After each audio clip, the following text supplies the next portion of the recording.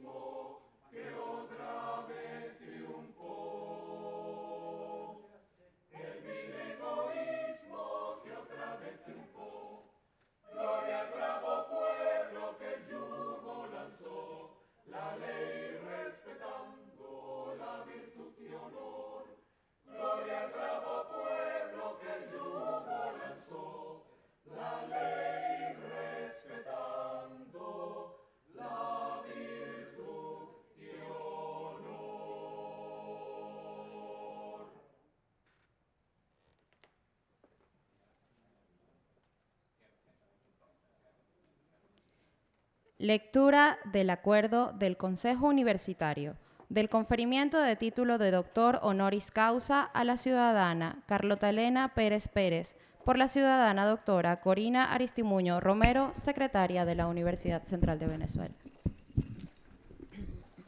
El Consejo Universitario de la Universidad Central de Venezuela, en el ejercicio de las atribuciones que le confiere el numeral 14 del artículo 26 de la Ley de Universidades, considerando que el Consejo Académico del Doctorado Honoris Causa de la Universidad Central de Venezuela acordó procedente por unanimidad el conferimiento del Doctorado Honoris Causa de la Universidad Central de Venezuela a la ciudadana Carlota Pérez, postulada por el profesor Víctor Ragó Albujas, rector de la universidad, y sometido al proceso de consulta por la Asamblea de la Facultad de Ciencias Económicas y Sociales de la Universidad Central de Venezuela, considerando que los miembros de la Asamblea de la Facultad de Ciencias Económicas y Sociales de la Universidad Central de Venezuela, en el ejercicio de las atribuciones que les confieren el numeral 3 del artículo 55 y el numeral 7 del artículo 67 de la Ley de Universidades,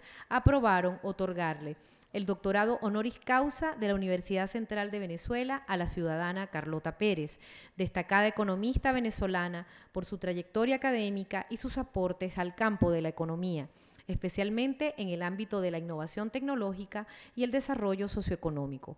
Todo ello de acuerdo a lo previsto en el reglamento del doctorado honoris causa de la Universidad Central de Venezuela. Considerando que los trabajos de la ciudadana Carlota Pérez son una fuente importante para comprender la complejidad del mundo actual y sus cambios, siendo una incansable investigadora en el área desde 1978. Sus obras son de referencia obligada en diversas áreas de los estudios sociales en toda Latinoamérica, por la claridad y la profundidad de sus análisis y modelos, en los cuales ha introducido conceptos novedosos que engloban fenómenos observados en el crecimiento económico mundial a través de las décadas. Considerando que su trayectoria profesional y académica, tanto en la Administración Pública Nacional como en organismos multilaterales latinoamericanos e instituciones académicas de renombre, le han hecho acreedora de diversos reconocimientos a nivel mundial, siendo catalogada en el año 2020 por la revista Forbes como una de las 5 mujeres economistas más importantes del mundo y homenajeada en diversos centros de investigación de renombre como profesora honoraria. Considerando que al ser una egresada destacada representa la excelencia académica que la UCB promueve, los valores que inculca y resalta la importancia de la UCB como centro del pensamiento crítico y generador de ideas con resonancia internacional, considerando que el Consejo Universitario, en la sesión ordinaria de fecha 15 de octubre de 2025, en cumplimiento de la Ley de Universidades y el reglamento del doctorado honoris causa de la Universidad Central de Venezuela, aprobó conferir el doctorado honoris causa de la Universidad Central de Venezuela a la ciudadana Carlota Pérez y, en este sentido, acuerda otorgar el doctorado honoris causa de la Universidad Central de Venezuela, máximo reconocimiento académico e institucional de nuestra universidad, a la ciudadana Carlota Pérez por su trayectoria académica y sus aportes en el campo de la economía, especialmente en el ámbito de la innovación tecnológica y el desarrollo socioeconómico. Todo ello de acuerdo a lo previsto en el reglamento del doctorado honoris causa de la Universidad Central de Venezuela. El rector de la Universidad Central de Venezuela, doctor Víctor Rago Albujas, queda encargado del cumplimiento de este acuerdo. Dado, firmado y sellado, Consejo Universitario de la Universidad Central de Venezuela, Ciudad Universitaria de Caracas, a los 15 días del mes de octubre del año 2025. Firman Víctor Rago Albujas, rector presidente, Corina Aristimuño Romero, secretaria.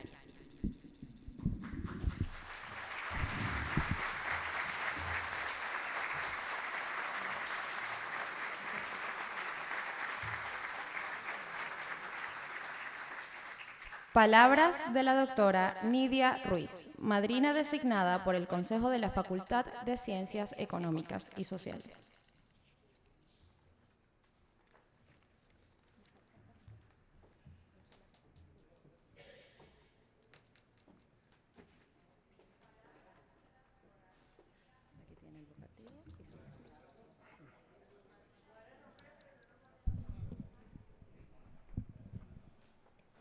Doctor Víctor Rago Albujas, rector.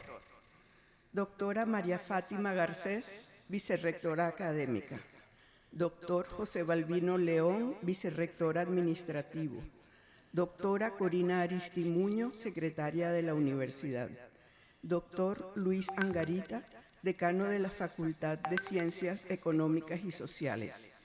Decanos de las facultades concurrentes, miembros del Consejo Universitario, miembros del Consejo Académico del Doctorado Honoris Causa, doctora Carlota Pérez, distinguida con el Doctorado Honoris Causa de la Facultad de Ciencias Económicas y Sociales de la UCB, profesores miembros de la Asamblea de la Facultad, Consejo de Facultad, consejos de escuela de la Facultad de Ciencias Económicas y Sociales, profesores de las facultades e institutos de la Universidad Central de Venezuela, representantes estudiantiles de las diferentes facultades y centros de estudiantes, miembros del Orfeón Universitario de la Universidad Central de Venezuela, miembros y representantes de los medios de comunicación social, distinguidos invitados especiales, señoras y señores.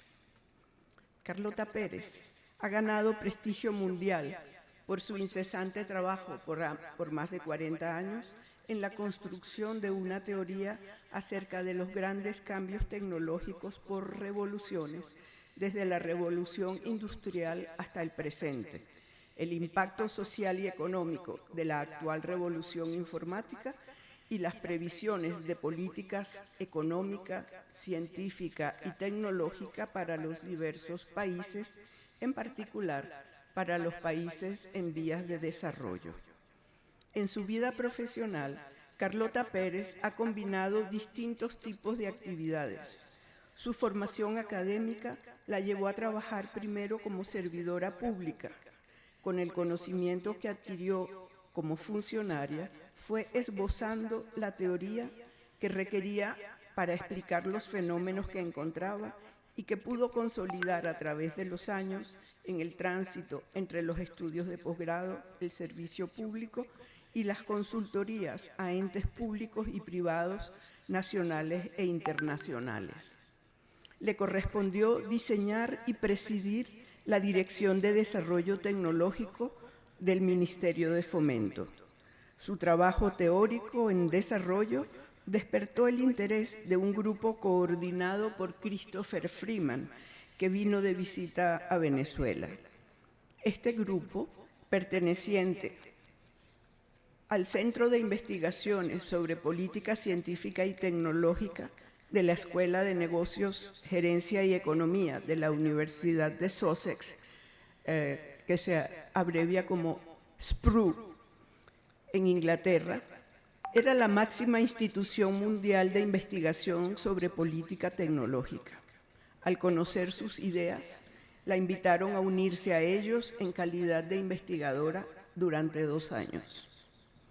Continuó entonces indagando sobre las causas y consecuencias de las grandes revoluciones tecnológicas que cada medio siglo aproximadamente sacuden el sistema económico mundial. En este sentido, su principal contribución teórica es una interpretación neo-schumpeteriana de los ciclos tecnológicos enunciados originalmente por Nikolai Kondratiev en las primeras décadas del siglo pasado. Su modelo introduce el concepto de paradigma tecnoeconómico de amplia difusión mundial, con el cual designa los principios organizativos que van asociados a cada revolución tecnológica. Cada paradigma es aplicable a la modernización de las empresas y cualquier tipo de organización, incluyendo el Estado.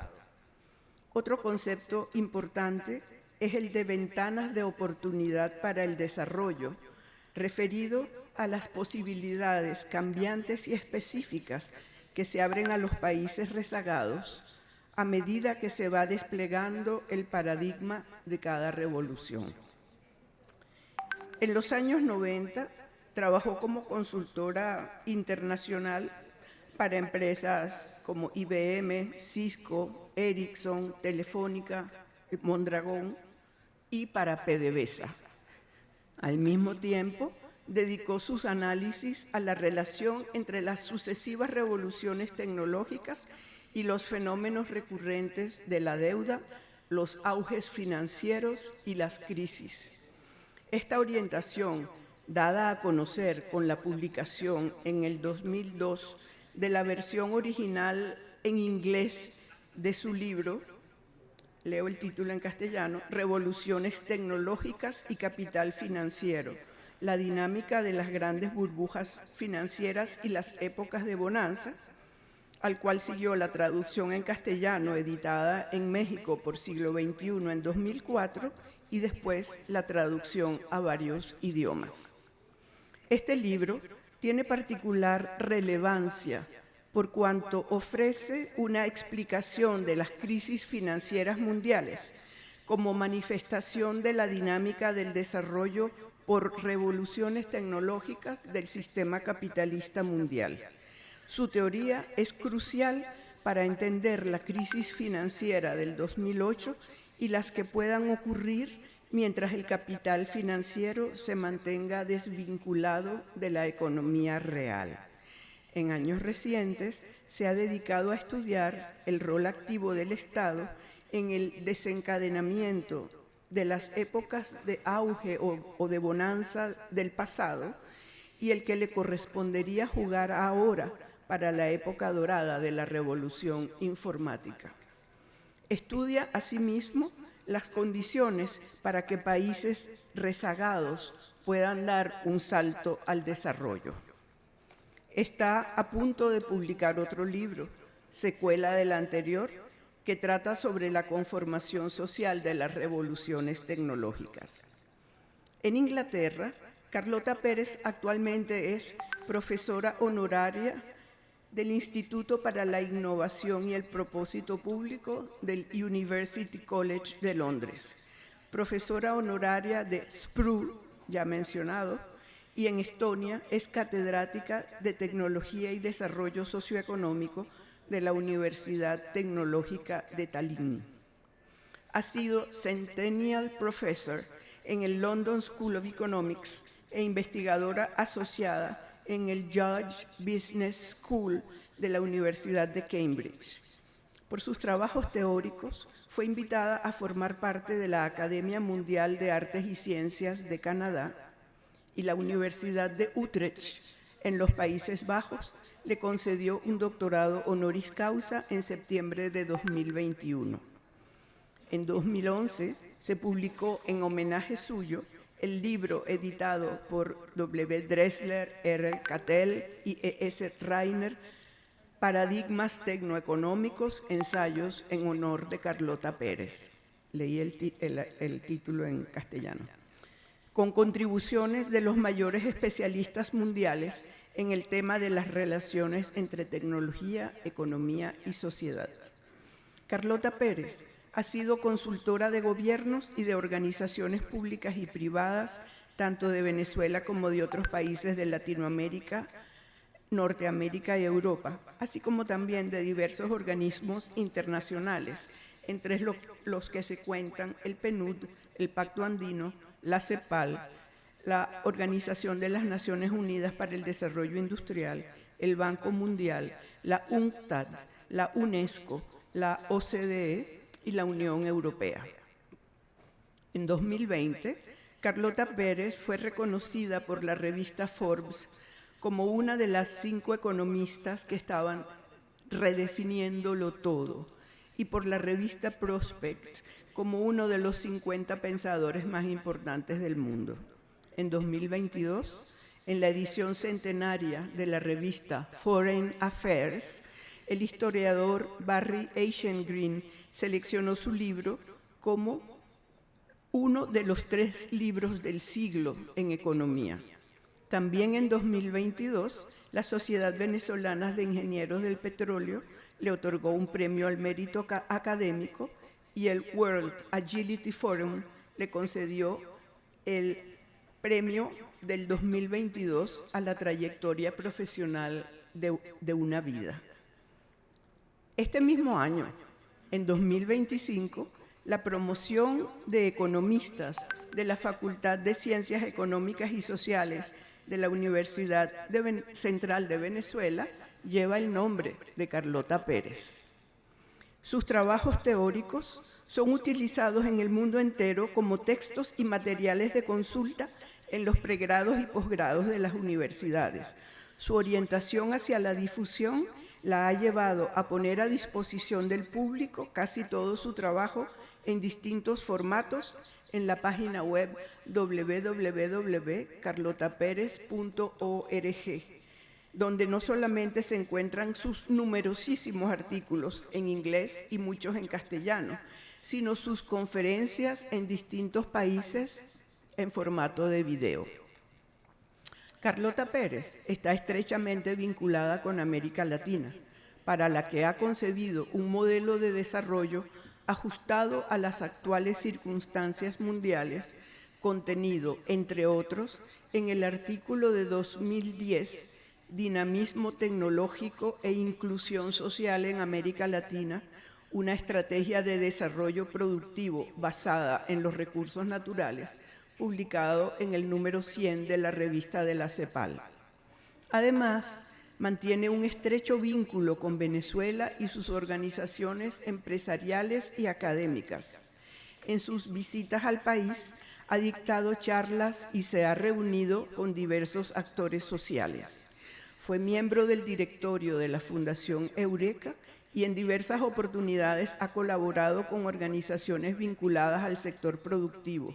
Ha sido conferencista en la Universidad Central de Venezuela, donde mantiene estrechos vínculos con investigadores, centros y grupos de trabajo como el CENDES, en la Universidad Simón Bolívar, la Universidad Católica Andrés Bello, la Universidad de Carabobo, el Instituto de Estudios Superiores de Administración y la ASOVAC, el Sistema de Emprendimiento con Industria y Fedecámaras, entre otras. En años recientes, Carlota Pérez hace hincapié en el rol del Estado en el establecimiento de un juego ganar-ganar entre las empresas y la sociedad y en la economía verde como dirección para el crecimiento económico con la revolución informática. Los trabajos de Carlota Pérez son una ayuda invalorable para entender la complejidad del mundo actual y sus cambios, tanto los que están teniendo lugar como los que se requieren.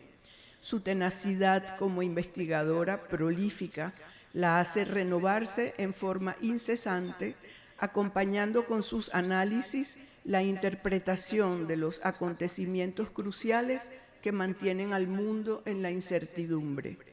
Sus dotes como expositora y su apertura hacia quienes la requieren forman parte de su contribución al país y sus organizaciones. Por su ejemplo, la trascendencia de sus ideas y su prédica incesante sobre las amenazas y posibilidades que ofrece el porvenir a Venezuela, América Latina y el mundo, la Facultad de Ciencias Económicas y Sociales, en reconocimiento a la trayectoria intelectual de Carlota Pérez, solicita para ella el doctorado honoris causa que otorga la Universidad Central de Venezuela. Honrando a Carlota Pérez, la Universidad Central de Venezuela también se honra a sí misma. Gracias. Ajá. ¿Y ahora qué hago? ¿Ah?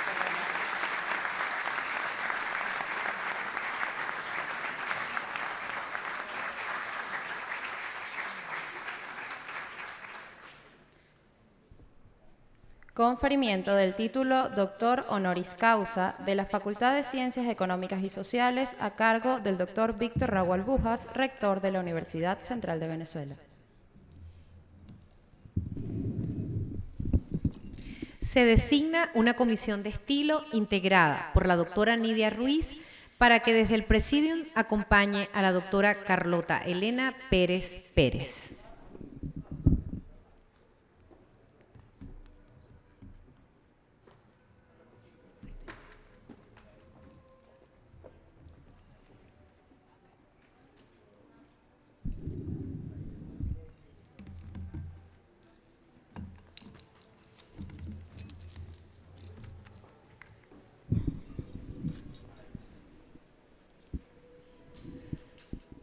Ciudadana Carlota Elena Pérez Pérez, en nombre de la República y por autoridad de la ley, le confiero el grado de doctor honoris causa de la Facultad de Economía, de la Facultad de Ciencias Económicas y Sociales de la Universidad Central de Venezuela.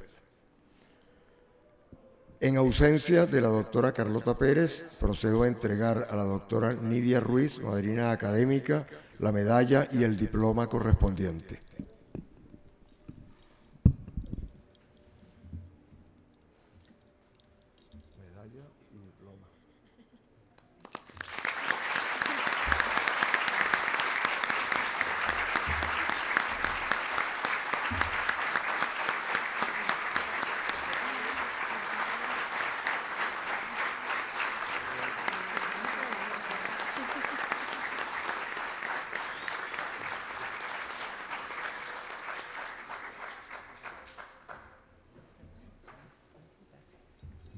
Discurso de la doctora Carlota Pérez.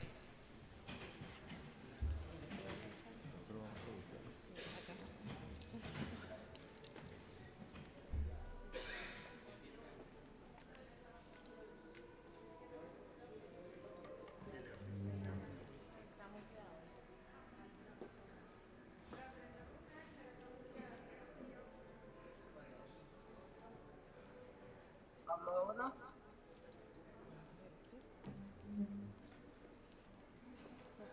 No estoy segura de que me escuchaban bien. ¿Hablo ahora?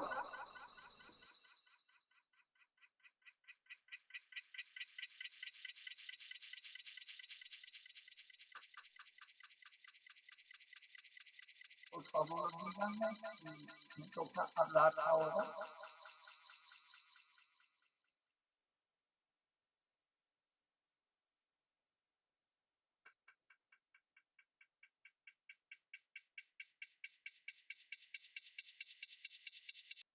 Bueno, entiendo que sí.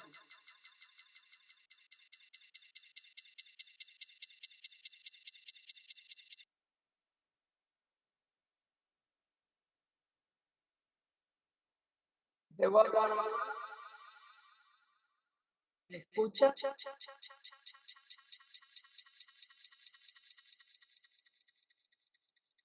¿Me escuchan? ¿Debo hablar ahora? Por favor, díganme.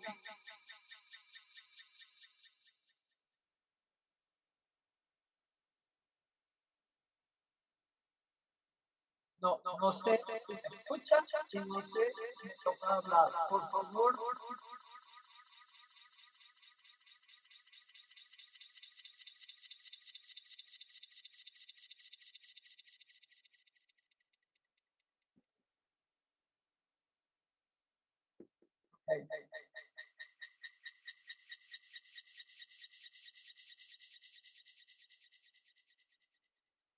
Doctor Víctor Rago Albujas, rector de la Universidad Central de Venezuela.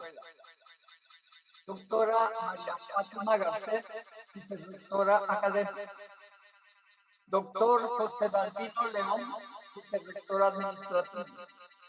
Doctora Corina Buño, secretaria general de la Universidad Central de Venezuela. Doctor Luis Angarita, decano de la Facultad de Ciencias Económicas y Sociales. Doctora Nidia Ruiz, madrina académica. Decanos de las facultades de la UCB, profesores de la Facultad de Ciencias Económicas y Sociales y de las facultades y escuelas de la UCB. Representación de estudiantes de pre y posgrado de la UCB. Orfeón Universitario de la Universidad Central de Venezuela, distinguidos invitados especiales, señoras y señores, amigos todos. Muchísimas gracias. Este doctorado honoris causa que me otorga la UCB me emociona hondamente. Y claro, me habría hecho muy feliz poder estar allí, compartir este momento personalmente con todos. Doy gracias a la familia por darme la oportunidad de hacerlo virtualmente. Quiero empezar a expresar mi muy especial agradecimiento a las profesoras Nidia Ruiz y Consuelo Iranzo, al igual que al Centro, bajo la dirección del profesor Carlos Walter, por haber promovido este doctorado, precisamente de la UCB, tiene una muy especial importancia para mí, porque toda mi trayectoria, todo lo que he hecho académicamente, está profundamente enraizado en mi experiencia originaria. Esta universidad en Venezuela, mi país. Mi primer contacto con la UCB fue en la Facultad de Arquitectura.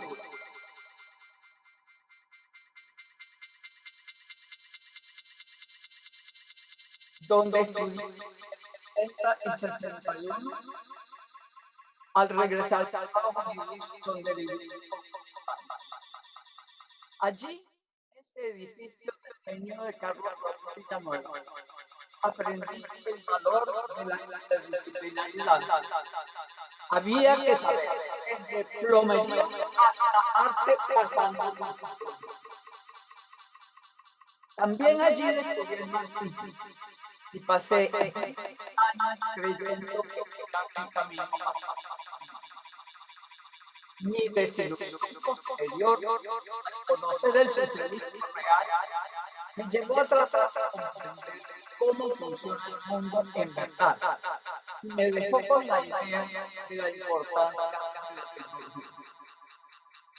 Cuando decidí ir a la universidad, no a concluir arquitectura, no a estudiar economía o ciencias sociales, se ve estaba cerrada.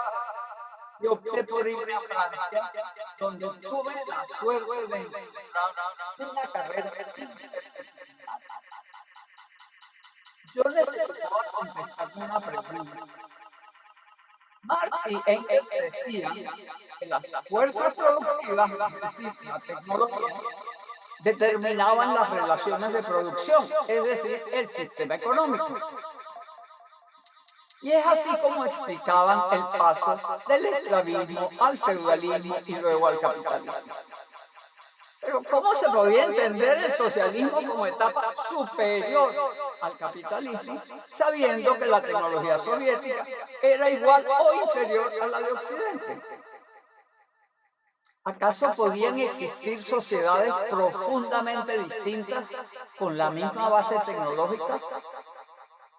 Y se me ocurrió analizar el caso de Atenas y Esparta. Así descubrí que, en efecto, tenían las mismas tecnologías. No había determinismo. Las opciones sociopolíticas eran muy amplias. Esa idea va a formar parte de mi teoría más adelante. En Francia me gradué en el 74, justo después de la llamada crisis energética, cuando la OPEP, una organización creada por iniciativa del venezolano Juan Pablo Pérez Alfonso, había más que triplicado los precios del petróleo, cosa inaudita, porque cuando apenas aumentábamos 1%, nos reducían la producción en 30%. Tuve la suerte de que mi primer empleo fuera precisamente en el posgrado de Economía de los Hidrocarburos de la Facultad de Economía de la UCB, que dirigía Francisco Mieres. Allí compartí con un equipo entusiasta y competente. Sarita Nillar, Lolola Iseni Hernández, Carlos Mendoza Potelar y otros, además del apoyo de María Elena Corrales desde el Ministerio de Hidrocarburos. Allí entendimos, basados en información muy sólida, que las empresas petroleras necesitaban ese precio para poder producir de manera rentable en el Mar del Norte. Y eso nos lo confirmó el mismo Pérez Alfonso, además de que lo confirmaba el hecho de que la producción del Mar del Norte empezó inmediatamente a ser una producción alta.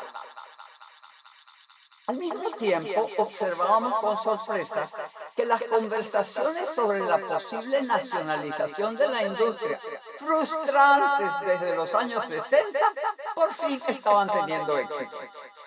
Y en 1976 fue creada PDVSA, uniendo a todas las empresas extranjeras en una sola empresa nacional. Algo más profundo y permanente que un cambio coyuntural de precios estaba ocurriendo. Y a propósito de eso, tuve la suerte de que se me asignara nada menos que la tarea de analizar las posibles causas estructurales de la llamada crisis energética. Lo coyuntural era lo del Mar del Norte, lo de Alaska. Pero ¿había acaso algo estructural? Mi primera pregunta obviamente fue sobre cómo era la conexión petróleo-tecnología. ¿Cuál no sería mi sorpresa al descubrir que todo, absolutamente todo lo que había contribuido al bienestar social durante el boom de la posguerra estaba basado en el petróleo barato como energía y como petroquímica. Desde los automóviles hasta la calefacción, desde los electrodomésticos hasta los materiales plásticos para todo, textiles, muebles, empaques, y desde los herbicidas y pesticidas para la agricultura hasta la aspirina. Todo era petróleo y obviamente petróleo barato. Fue un descubrimiento asombroso para mí. La pregunta era, ¿cómo iban a manejar esta ola de inflación? ¿Y cómo nos iba a afectar como exportadores? Ya empezaba una oleada de inversiones en energías alternativas de nuclear a solar y una tendencia al ahorro energético. Era un tema muy importante para un país petrolero. Eso me llevó a aceptar un empleo en el Instituto de Comercio Exterior, en una especie de think tank que dirigía Maxime Ross. La tarea que me dio fue estudiar las consecuencias, tanto para el norte como para nosotros, de los nuevos precios del petróleo. Allí tuve oportunidad de observar de cerca cómo funcionaba el Pacto Andino. Participé en reuniones de la Asamblea General de la ONU y empecé a entender las dificultades del desarrollo y cuán inextricablemente dependientes éramos de las oportunidades y de los obstáculos provenientes del mundo avanzado. Era evidente que si no entendíamos lo que pasaba allá, era muy difícil dar el salto al desarrollo con el que soñábamos. Entonces hice otro descubrimiento crucial: la microelectrónica. Leyendo Business Week y Fortune, empecé a conocer ese nuevo mundo que emergía con el microprocesador y las computadoras. Pero la microelectrónica no solo era capaz de ayudar a ahorrar energía, sino que podía también abrir un asombroso mundo de innovación y además era increíblemente barata. Comprendí que lo que estaba pasando era importante. Eso me llevó a leer a Schumpeter por la importancia que le daba a la innovación en el crecimiento económico y a estudiar las ondas largas de Kondratiev.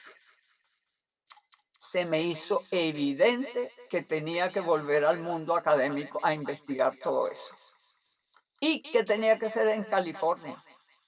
Y en esa época, el programa Mariscal de Ayacucho y CONICYT enviaban a decenas de millares de venezolanos a formarse fuera. Con el apoyo de mi jefe directo, Maxime Ross, y de los dirigentes del ICE, Reinaldo Figueredo y Egley Turbe, obtuve una beca del CONICYT para hacer un posgrado en el tema. Para mi sorpresa y decepción, enfrenté rechazos en varias universidades. Ese tema era demasiado amplio para un mundo de disciplinas separadas. Pero por fin logré encontrar un posgrado interdisciplinario organizado por un grupo de pioneros en la Universidad Estatal de San Francisco, cerca de Silicon Valley, donde la revolución tecnológica estaba tomando impulso. Gracias a esa beca, pude hacer la primera formulación de mi teoría. El cambio tecnológico ocurre por revoluciones que establecen un modo nuevo de innovar que se ve obstaculizado por el marco socioinstitucional anterior y requiere un reacoplamiento que puede tomar variadas formas. Allí quedaba algo del viejo marxismo, pero no como un cambio a otra sociedad, sino como parte del avance del capitalismo mismo, el mecanismo de avance del capitalismo. A mi regreso, siempre con la mira puesta en el futuro de Venezuela, empecé a trabajar como consultora a través del CENDES. Primero, en estudiar el futuro del petróleo de la faja. Eso lo hice con el poderoso apoyo de María Elena Corrales. Luego, en argumentar por qué era necesario promover la innovación tecnológica, no solo desde el CONICYT, sino también desde el mismo Ministerio de Fomento, el ministerio que tenía el contacto directo con la industria, con la cual queríamos hacer un puente desde el CONICYT. Para mi gran sorpresa, después que hice ese informe, Ramón Peña, el entonces director general del ministerio, me ofreció encabezar la Dirección de Desarrollo Tecnológico que yo misma estaba proponiendo. Nunca me había visto a mí misma como actor directo, siempre como pensadora, analista y consejera. Pero después de varias negativas, Ramón Peña me convenció y comenzó para mí el reto de aplicar mis propias recomendaciones. Fue una experiencia extraordinaria de inmersión en la realidad de la industria venezolana, con todas sus dificultades, sus fortalezas y sus debilidades. Conocí a los héroes, a los aprovechadores y a los perseverantes. Pude colaborar con empresarios industriales admirables como Enrique Machado y los líderes del Grupo Polar. Me adentré en el sector público y ahí también encontré los dedicados al bien del país y los dedicados al bien propio. Pero sobre todo comprendí la importancia de las políticas públicas para el progreso, sirviendo como apoyo y no como obstáculo. Entre los héroes industriales descubrí a una docena de jóvenes ingenieros electrónicos, casi todos graduados en Berkeley o en MIT, que estaban innovando aquí, al igual que lo hacían sus colegas en Silicon Valley.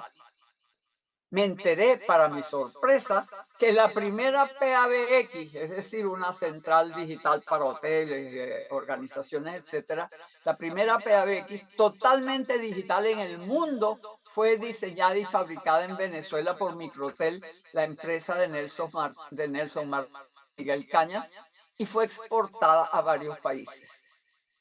También Ricardo Suárez fabricaba teléfonos digitales y semáforos inteligentes. Oscar Mijares hacía pantallas deportivas y así varios más. Era sorprendente. Era en esa época la punta. Pero el Ministerio de Fomento no les permitía importar libremente componentes. ¿Por qué? Porque resulta que según la política de sustitución de importaciones, a las empresas ensambladoras se les autorizaba anualmente la lista de componentes que podían importar sin pagar aranceles. Estos nuevos empresarios no eran ensambladores de productos estándar diseñados afuera. Ellos necesitaban poder adquirir componentes nuevos rápidamente para mejorar sus diseños. Y en la batalla por encontrar solución me acompañaron Carlos Chacón y Glendy Fariñas, y les aseguro que no fue fácil, pero lo logramos. Esa experiencia me dejó dos lecciones. Cuando cambian las tecnologías, es probable que tengan que cambiar las políticas. E igualmente importante, al inicio de una revolución tecnológica se abren oportunidades para los rezagados en el desarrollo. Y pronto fue posible observar eso en el salto de los 4 tigres asiáticos y más recientemente, por supuesto, con el inmenso salto de China. Otra experiencia importante fue el trabajo con la cadena completa de la industria del aluminio.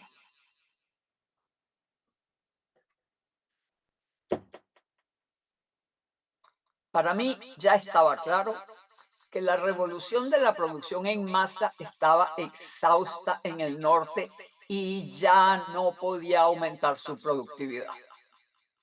Los países avanzados querían la libre globalización para trasladar la producción a países de mano de obra barata o de materiales baratos y poder invertir, exportar e importar sin obstáculos. La protección arancelaria tenía que desaparecer. Y desafortunadamente, la mayoría de nuestras industrias no competitivas por la protección podían desaparecer también. Bueno, decidí intentar salvar al menos un sector. El aluminio, de los pocos que tenían la cadena completa desde la materia prima hasta el producto final. Para ello logramos el apoyo de las empresas públicas y nos ganamos el apoyo de las privadas. Tuve la inmensa suerte de contar con un equipo extraordinario que sabía todo lo que no sabía yo. Dos ingenieros venezolanos, Antonio Vera y Rodrigo Agudo, el peruano ya casi venezolano Sergio Barrio y el argentino Francisco Serkovich como consultor externo. Se logró elevar la productividad de las empresas públicas, junto con equipos internos a ellas, por supuesto, y con un trabajo intenso semanal se logró elevar la productividad de las privadas. Esa experiencia fortaleció mi convicción sobre la importancia de la innovación, pero también la necesidad de un sector público conocedor, competente y con metas claras. Y podría relatarles muchas otras experiencias, no solo en el ministerio, sino también en muchas otras instituciones nuevas y renovadas, en las que nos unimos en el mismo empeño. Con ICIT, con Nacho Ábalos y Rafael Fuentes, con Divieca, con Getulio Tirado, Fin Productividad, con Luis Gómez Bravo, Covenín, con Iván Garmendi y Julia Montilla, y muchas otras. Todos tratábamos de contribuir a salvar los avances industriales logrados con la sustitución de importaciones en los años 60, mientras que enfrentábamos con éxito los cambios que se avecinaban.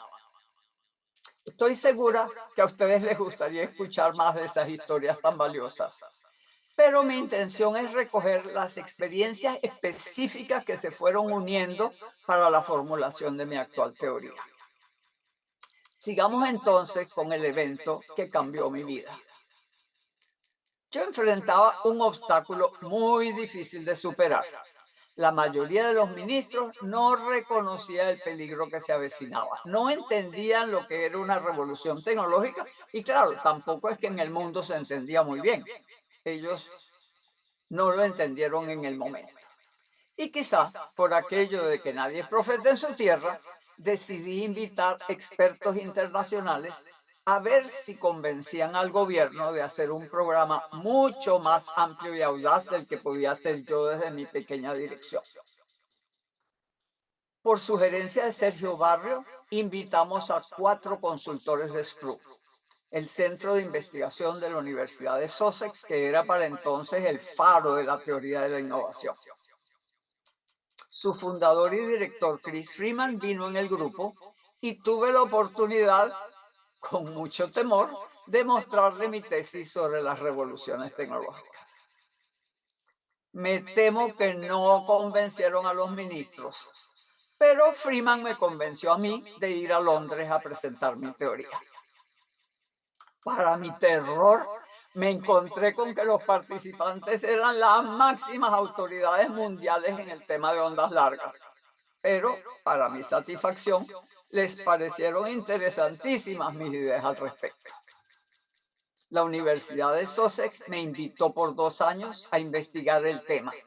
Sin embargo, yo no estaba dispuesta a dejar el trabajo en Venezuela, que me parecía demasiado importante y urgente. Pero todo cambió con Recadi. Cuando fue necesario que el gobierno diera autorización para comprar divisas, el mundo cambió radicalmente. El rediseño que habíamos hecho del decreto compra venezolano para ayudar a los proveedores a aumentar su productividad se volvió nada. El hacerse competitivo ya no tenía sentido. El único objetivo de todo empresario con 3 dedos de frente fue entonces obtener divisas. Dada esa situación, decidí aceptar la invitación de SPRU. Era otro mundo. Me encontré con un conjunto de teorías convergentes, una sobre la innovación en la empresa, otra sobre trayectorias tecnológicas, una que resultó muy importante para fue la noción de paradigmas tecnológicos como los paradigmas científicos de Thomas Kuhn. Eso me llevó a la noción de paradigmas tecnoeconómicos, es decir, no solamente la tecnología dura, sino también la organización y todo el modo como se utilizaba la tecnología económicamente. Publiqué entonces artículos en revistas arbitradas, empecé a dar clases y conferencias y a participar en eventos internacionales. Sin saberlo, sin haberlo planeado, me había convertido en una académica. Pero eso no duró mucho. No tenía visa de trabajo para seguir en Inglaterra y me regresé a Venezuela. Durante casi 15 años combiné 3 objetivos. Uno, continuar apoyando la modernización de la industria, montando proyectos, entrenando personal, fundamentalmente financiada por la UNUDI, para el mismo Ministerio de Fomento. Otro, aprender sobre América Latina haciendo consultoría en un país tras otro. Y por supuesto, continuar con el estudio y la comprensión de las revoluciones tecnológicas que ya se me habían convertido en una obsesión. Gradualmente, con esa combinación, me empezó a llamar la atención el rol de las finanzas, viendo cuán importantes eran la banca de desarrollo, el capital de riesgo y la actitud de los inversionistas. Seguí escribiendo, publicando y dando conferencias y viajé a Sussex 2 o 3 veces al año, por 3 semanas, por un mes, por mes y medio. El boom de los 90 y la crisis asiática llevó mi atención hacia el gran mundo financiero. Schumpeter le daba mucha importancia al financista, al igual que al emprendedor. Pero sorprendentemente los estudiosos de la tecnología no. Hablaban solo de la tecnología y del industrial, pero no estudiaban el rol de las finanzas. Y allí encontré la pieza clave. La separación entre el capital financiero y el capital productivo ayudaba a explicar el cambio tecnológico por revoluciones. El capital productivo se aferraba con inercia al paradigma que lo había llevado al éxito, aun cuando estaba agotado y aun cuando las ganancias disminuyeran. Pero el capital financiero no. El capital financiero no tenía ataduras, buscaba otros rumbos y apoyaba a los nuevos emprendedores que encarnaban otra revolución y otro paradigma. Ya tenía todas las piezas, tenía que escribir el libro. Y una vez más, Venezuela me apoyó. Gustavo Núñez, de PDVSA, escuchó una conferencia mía y me invitó a trabajar como consultor en Indeber. Ya no viajé más, ya no trabajé para más nadie. 3 días para PDVSA y 4 para el libro. Allí conocí e interactué con gente maravillosa que además de utilizar inteligentemente mi apoyo, me sirvieron de excelentes interlocutores. El mismo Gustavo Núñez, quien dolorosamente nos dejó a destiempo, y también Mariana Torrealba, Marianela Ledesma, Edgar Cote, Antonio Cárdenas y muchos otros. Mi libro se publicó en el 2002, poco tiempo después del colapso de la burbuja del Nasdaq. Explicaba por qué había ocurrido ese colapso, identificaba el patrón que seguían las revoluciones tecnológicas. La madurez y agotamiento de una revolución creaba las condiciones para la siguiente. El capital financiero tomaba el mando y después de apoyar a los nuevos emprendedores, terminaba en un frenesí especulativo que llevaba al colapso.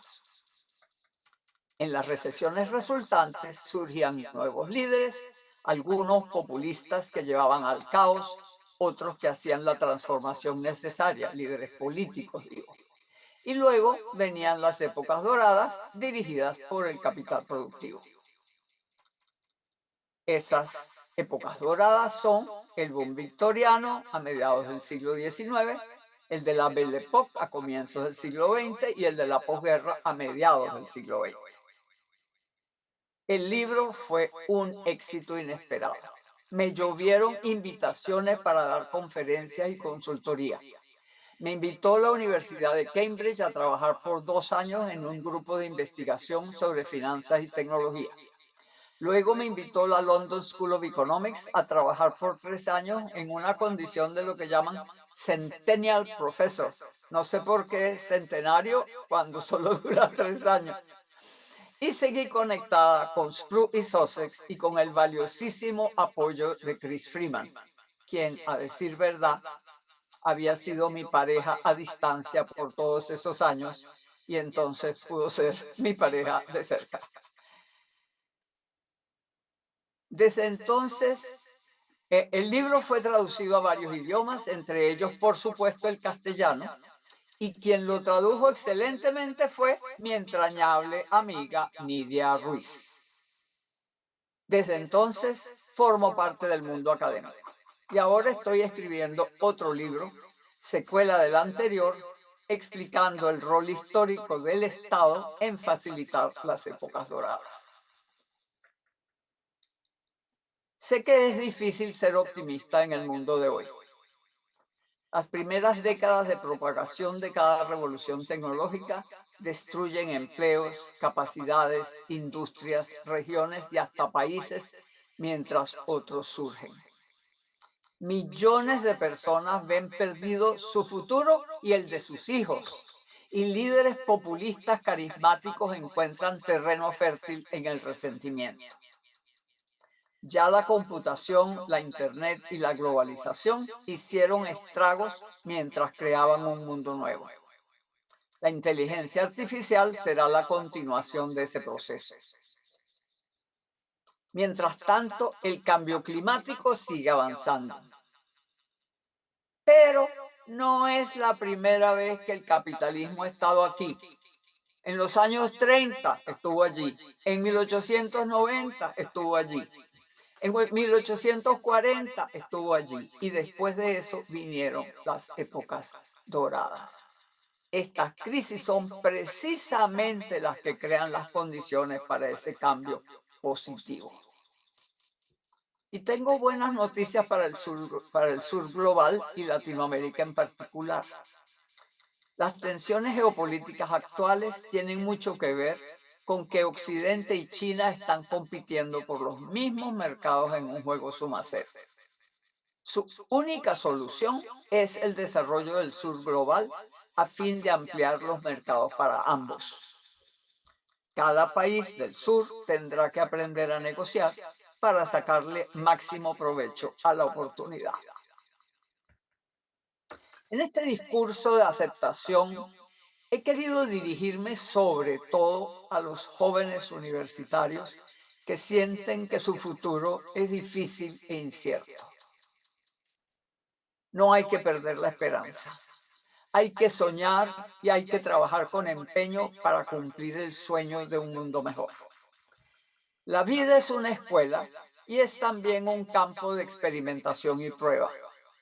Las lecciones están allí para ser identificadas y el optimismo bien fundado nos da fuerza para seguir adelante. Contribuir a la realización de un hermoso sueño, aun si tarda tiempo en materializarse, es la mayor satisfacción posible. Este doctorado es un enorme honor que recibo de mi Venezuela, de mi Universidad Central, de la casa que vence las sombras.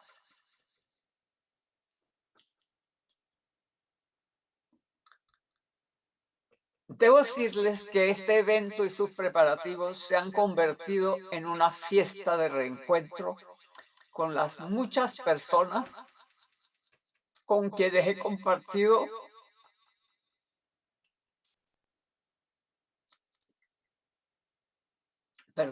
con quienes he compartido trabajo en el común empeño de hacer un gran país.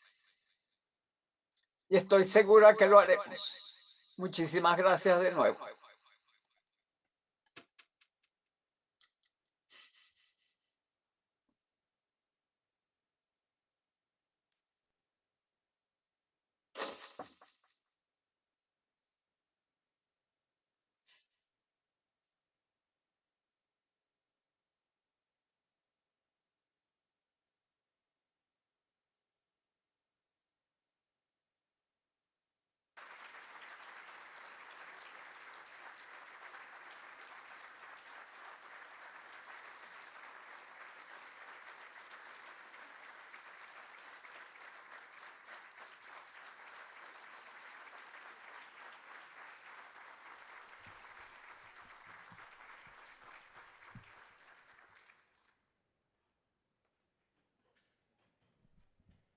Palabras del ciudadano Dr. Víctor Raúl Albujas, rector de la Universidad Central de Venezuela.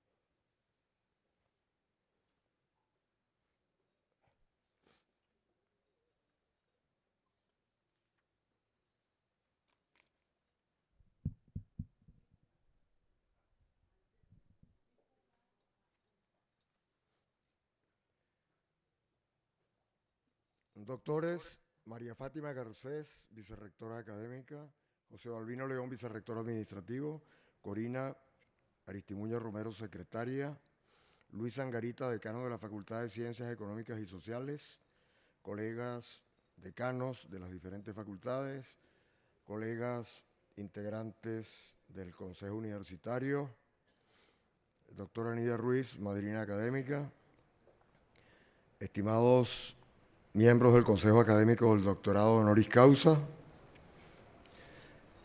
querida Carlota Pérez, distinguida con el Doctorado Honoris Causa de nuestra universidad el día de hoy; profesores, miembros de la Asamblea de la Facultad, del Consejo de la Facultad, de los consejos de las escuelas de Ciencias Económicas y Sociales, profesores de las facultades e institutos de la Universidad Central de Venezuela presentes en este acto, apreciados representantes estudiantiles, miembros, director y demás integrantes del Orfeón Universitario, Patrimonio Artístico de la Nación, miembros y representantes de los medios de comunicación, distinguidos invitados especiales, señoras y señores, amable concurrencia. Parece natural que quien recibe un doctorado honoris causa se sienta honrado y por lo tanto agradecido con la institución que se lo ha otorgado. No es común, en cambio, el caso inverso, y es esto precisamente lo que, en mi opinión, acontece en el acto de hoy. Sé, porque me lo ha hecho saber, cuán honrada está Carlota Pérez. La nombro sin ortopedias formulísticas y no creo incurrir en un delito de lesa ceremonia. Cuán honrada está Carlota por la distinción de que es objeto. Nos corresponde a nosotros decirle, con un lenguaje tan claro como el que le hemos oído, cuán honrados nos sentimos confiriéndole esta alta distinción honorífica.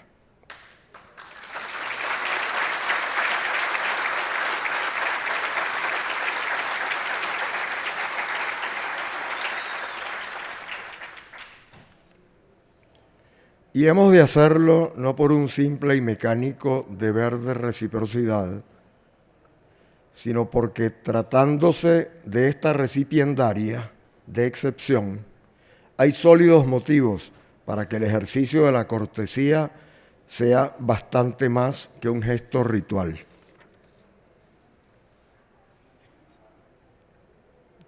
En la época que ha contemplado la extinción de los llamados grandes relatos, que ha puesto en cuestión la propensión humana a la opulencia narrativa y a las pretensiones omnicomprensivas, Carlota ha tenido la audacia intelectual de ofrecernos una teoría de amplio alcance. No es, sin embargo, una aquejada de exhaustividad, como aquellas que se proponían extirpar las angustias existenciales del género humano mediante la administración de elixires de totalidad. Porque en su caso, audacia y prudencia componen un binomio armonioso. Se enfoca en un periodo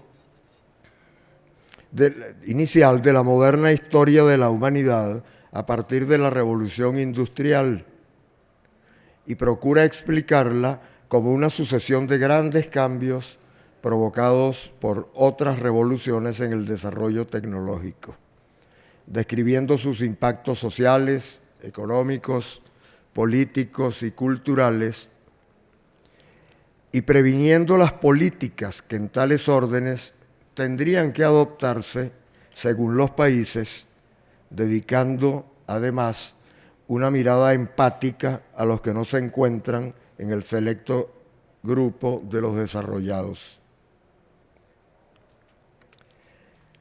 Añádase que, por si fuera poco, su teoría sobre la revolución informática se acompaña de una previsión acerca de la inminencia de una próxima revolución tecnológica alimentada esta por la nanotecnología, la bioelectrónica, la ciencia de los materiales y la biotecnología.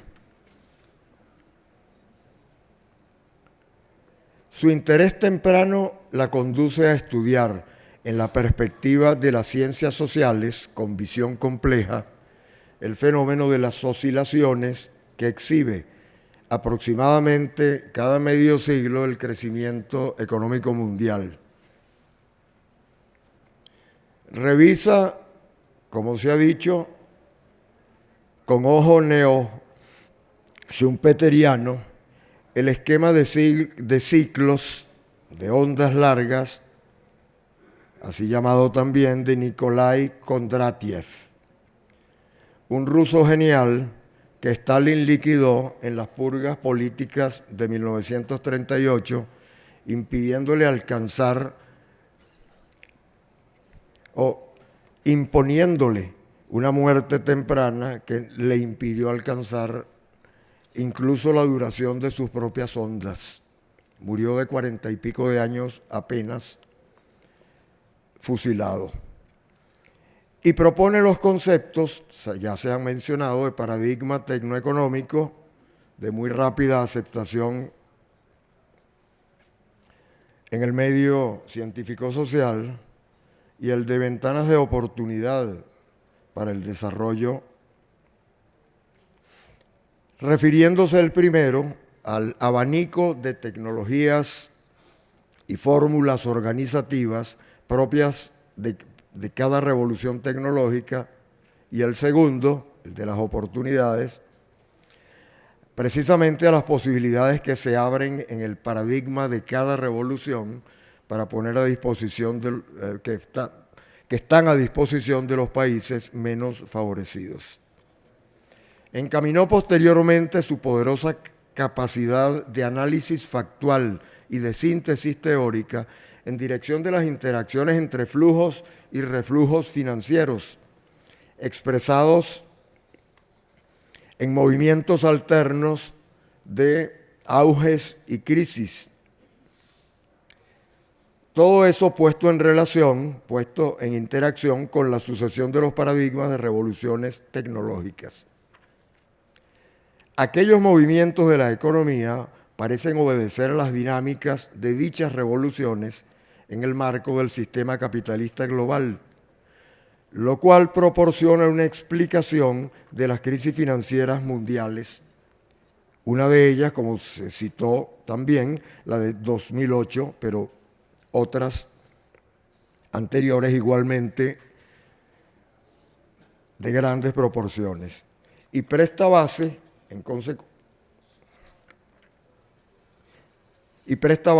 a la previsión de nuevas crisis en el futuro, dada la disociación entre procesos económicos reales y concretos y capital financiero. Más recientemente, sustentándose en la hipótesis con sólida evidencia fáctica de que la revolución tecnológica e informática, en el contexto del capitalismo desarrollado de hoy, se encuentra en un punto de inflexión, Carlota ha dirigido su atención al estudio del papel causal del Estado en periodos históricos pasados y el que muy probablemente juegue en la transición hacia el reemplazo paradigmático que protagonizarán la bioelectrónica, la nanotecnología y otros novedosos desarrollos como los que acabo de mencionar. Por otra parte, asociados a su densa reflexión teórica y de seguro estimulados por ella, los méritos que Carlota ha acumulado en su dilatada experiencia profesional como asesora de muchas instituciones públicas y privadas en Venezuela y el extranjero, y de proponente y diseñadora de instrumentos organizacionales para ellas sobre sólidas bases conceptuales, son múltiples y han sido pormenorizadamente expuestos en este mismo acto. Así que, en lo que a mí respecta, solo me gustaría reiterar lo que al comienzo de estas breves palabras dije, ahora imprimiéndoles un tono tal vez más personal al tomar parte en un acto que confiere a la notable científica social venezolana Carlota Pérez el doctorado honoris causa de la Universidad Central de Venezuela. Difícilmente pueda sentirme yo menos honrado que ella, a quien por ello me ata en lo sucesivo una impagable deuda de gratitud. Y no creo equivocarme atreviéndome a decir que idéntico sentimiento lo compartimos todos. Gracias.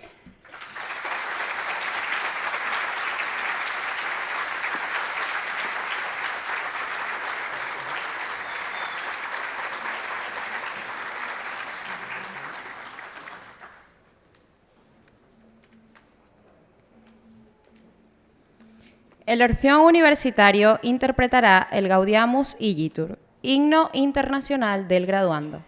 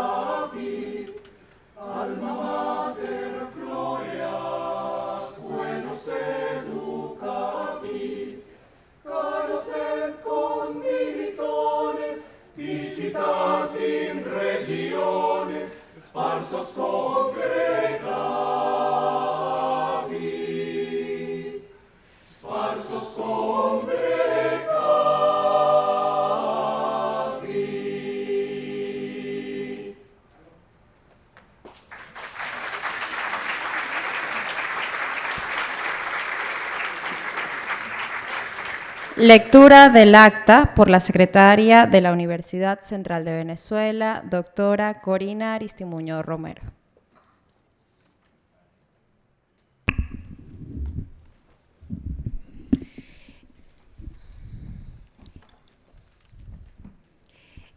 En Caracas.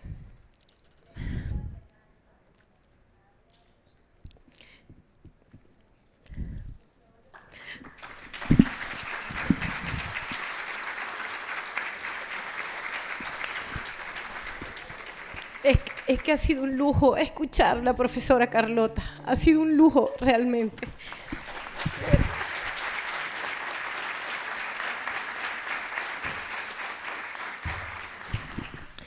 En Caracas, a los 12 días del mes de diciembre del año 2025, año 214 de la Independencia y 166 de la Federación, reunidos en la sala de conciertos de la Universidad Central de Venezuela, el rector, la vicerrectora académica, el vicerrector administrativo y la secretaria de esta institución, decano, profesores y doctores de la facultad concurrente, con el fin de proceder en acto público y solemne al conferimiento del título Doctor Honoris Causa de la Facultad de Ciencias Económicas y Sociales a la ciudadana Carlota Pérez, según lo aprobado por el Consejo Universitario el día 15 de octubre de 2025 y la Asamblea de la Facultad de Ciencias Económicas y Sociales el día 11 de marzo de 2025.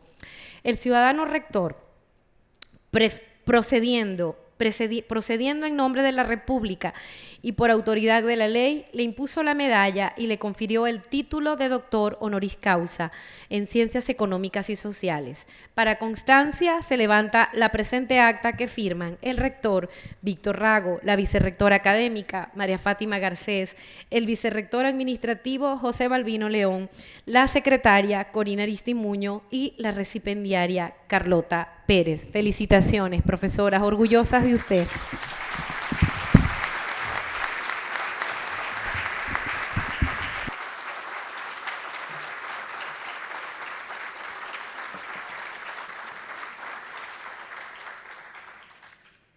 Actuación especial del Orfeón Universitario Patrimonio Artístico de la Nación, dirigido por el profesor Raúl López Moreno.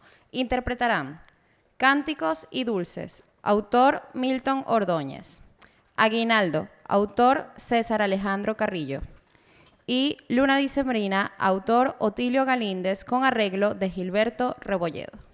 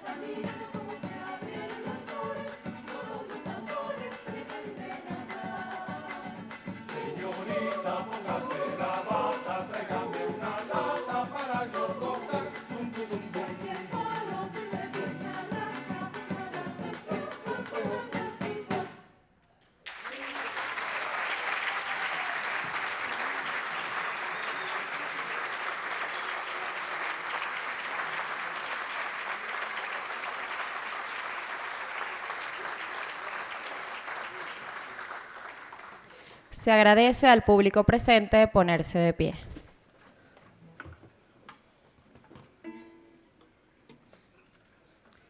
Himno universitario de la Universidad Central de Venezuela, poesía de Tomás Alfaro Calatrava y Luis Pastori, música de Vencio Castellano. Campesino que estás en la tierra, marinero que estás en el mar, miliciano que vas a la guerra, con un canto infinito de paz, nuestro mundo de azules molinas os invita su voz a escuchar, empujad hacia el alma la vida, el mensaje de marcha triunfal, esta casa que vence la sombra, con su nombre de fiel claridad, hoy se pone su traje de moza y se adorna con brisa de mar, campesino que estás en la tierra, marinero que estás en el mar, miliciano que vas a la guerra, con un canto infinito de paz, nuestro mundo de azules molinas os invita su voz a escuchar, empujad hacia el alma la vida, el mensaje de marcha triunfal.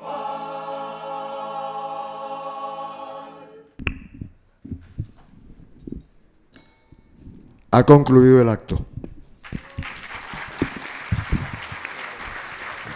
Se agradece al público, por favor, mantener en sus lugares hasta tanto las autoridades se retiren del recinto.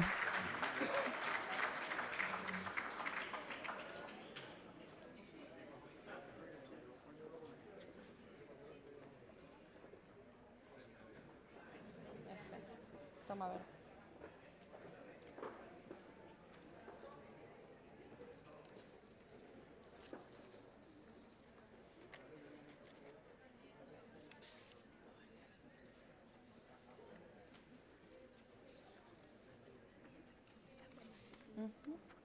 Ya las reglas.